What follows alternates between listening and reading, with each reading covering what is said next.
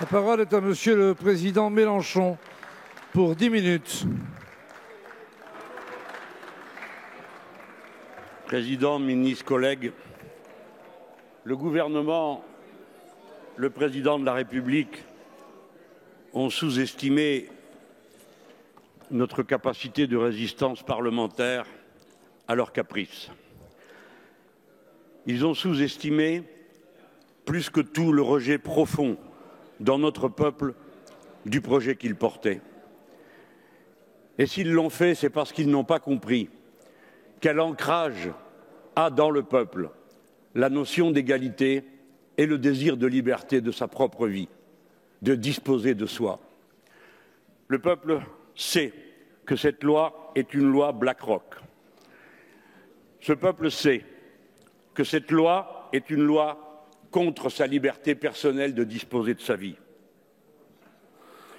Une loi BlackRock, la finance fait déjà son marché librement en France, et vous êtes ses commis. En atteste aujourd'hui le passage sous pavillon USA du leader mondial français de la vision de nuit, après Alstom, après le chantier naval, après la TECOR et combien d'autres. Et ce soir, en refusant de rejeter ce texte, vous allez offrir à la finance le marché de 312 milliards d'euros de la retraite des Français. Toutes les portes sont ouvertes, toutes les voies d'accès sont organisées par cette loi. La retraite par capitalisation est le destin promis de cette réforme. Pour y parvenir, vous avez mobilisé les pires ressorts de la monarchie constitutionnelle. La dictature, a dit Emmanuel Macron, c'est quand un clan ou une personne décide des lois. Aujourd'hui, on a le sentiment que vous testez vos talents dans ce domaine. Car décidément, vous êtes prêts à tout, et sans vergogne. D'abord, le choix de la procédure accélérée, une étude d'impact dont vous brandissiez les 1000 pages dont nous aurions à être régalés en 4 jours. 1000 pages pipotées, 29 ordonnances inconnues dans le texte. Et comment oublier, au bout de 2 jours, la réduction de moitié du temps de parole de l'opposition dans la commission spéciale et le rejet préalable de tous les amendements propositionnels des Insoumis fondés sur le contre-projet de retraite que nous avons présenté 10 jours avant l'ouverture des débats ici. Enfin, une tentative pour annuler plus de 1000 amendements du groupe communiste. L'obstruction parlementaire, c'est vous, les marcheurs, vos odieuses méthodes, vos provocations, vos grossièretés, votre acharnement contre nous, vos ragots, quand vous avez décidé de faire croire que nous avions déposé plus de 700 000 sous-amendements et vos répondeurs automatiques dans les médias qui l'ont répété sans se donner 30 secondes pour aller vérifier si c'était vrai ou pas. Et à présent, le 49.3. Et quel 49.3 décidé sournoisement, au débeauté, entre 2 coronavirus examinés en Conseil des ministres? Comment osez-vous parler de la défense de la dignité du Parlement? Vous ne vous êtes pas contenté de nous faire perdre du temps en incidents et provocations. Vous ne vous êtes pas contenté de n'avoir rien à dire interminablement. Et aujourd'hui, les grands rénovateurs qui libéraient les énergies, vous allez accepter de laisser passer sans débat un texte que vous n'avez jamais lu, puisque le gouvernement l'a augmenté, lui, tout seul, de 200 amendements et de 7 ordonnances, tout d'un coup transformées en articles de loi. Et vous êtes là à lui cirer les chaussures. Ah, merci notre bon maître, vous avez pris quelques amendements. Ah, merci notre Seigneur, vous nous avez écoutés. Et vous voici, vous gargarisant du fait que les oppositions ont été écoutées. Alors nous sommes une case à part, parce que nous sommes à la fois l'opposition, mais aucun de nos amendements n'est pris en compte. Vous serez, dès demain matin, la risée du monde civilisé démocratique. Oui, parfaitement, les grands rénovateurs, où ailleurs qu'en France et sous votre gouvernement, une loi au contenu inconnu, aux dispositions inconnues et réécrite par l'exécutif tout seul avant d'être adoptée sans vote. Dans quel autre pays une chose pareille est-elle possible?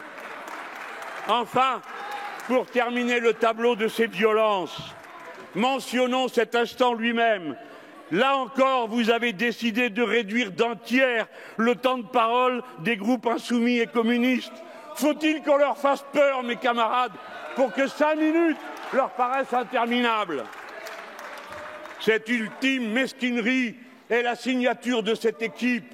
Le 49.3 chez eux, ce n'est pas un article de la Constitution, c'est une profession de foi. Que dis-je? Un code génétique. Aujourd'hui, la monarchie présidentielle assume une métamorphose, un régime autoritaire se consacre sous nos yeux. Et déjà, nous voyons des pulsions extrémistes qui nous déplaisent. Vous prétendez dicter à l'opposition quels sont les bons amendements, comment elle doit se comporter, qu'est-ce qu'elle doit dire, qu'est-ce qu'elle ne doit pas dire. Bref, une opposition qui ne s'opposerait pas, mais qui viendrait à la rescousse de la pensée du chef. C'est le moment de vous dire, quoi que vous fassiez, vous ne viendrez jamais à bout de ce que nous représentons dans l'histoire de notre pays. Nous prolongeons dans le présent le destin proposé par le mythe de Prométhée et celui de l'humanisme de la Renaissance. Que la machine et l'intelligence passent entièrement au service du soulagement de la peine humaine. Que la contrainte du temps travaillé diminue et se relâche au point que l'esprit et le corps puissent trouver leur épanouissement. Qu'ils viennent libérer les humains de la nécessité de produire toujours davantage, sans aucun autre horizon que l'épuisement de la nature et des corps. Qu'au temps contraint par des horaires imposés et des tâches choisies par d'autres, succède la liberté du temps choisi. Cette liberté, c'est celle que permettrait un autre partage de la richesse produite, une réduction de l'accumulation du travail gratuit par le capital. Tel est une fois de plus l'enjeu du moment. Depuis le premier des 1er mai décidé par la première internationale ouvrière, la lutte pour la réduction du temps de travail, dans la journée, dans la semaine, dans l'année et dans la vie, est au centre de nos programmes. La journée de 8 heures, la semaine de 40 heures, puis de 35 heures, les congés payés et la retraite à 60 ans sont les acquis des luttes du salariat. Il ne lui a jamais été rien donné sans lutte et sans rapport de force. Et aujourd'hui, nous reprenons cette tâche. À la liberté de disposer de soi, vous opposez la liberté de continuer à travailler comme si c'était un choix quand un malus viendrait vous priver d'une part substantielle de votre revenu. Voyez-vous, dans ce contexte, je me réjouis de l'immense école civique qu'aura été cette lutte depuis le 5 décembre et qui va maintenant continuer dans une guérilla populaire et parlementaire qui va durer aussi longtemps que vous vous obstinerez. Une guérilla pacifique, car la violence ne sert que vous. Vous allez faire une crise d'apoplexie, vous ne savez pas crier et respirer en même temps. Alors, parce que la violence ne sert que vous, je me réjouis de voir que le peuple français, poussé 100 fois dans le dos à des conflits de genre, de couleur de peau, de religion, a ressourcé l'unité nationale dans la seule qui vaille par l'unité sociale. Lorsque chacun se préoccupe de l'autre, de son bonheur, des bienfaits qui peuvent améliorer sa vie, alors le peuple français oublie toutes les mesquineries dans lesquelles vous vouliez l'enfermer. L'objectif reste le retrait de votre réforme et nous allons y arriver.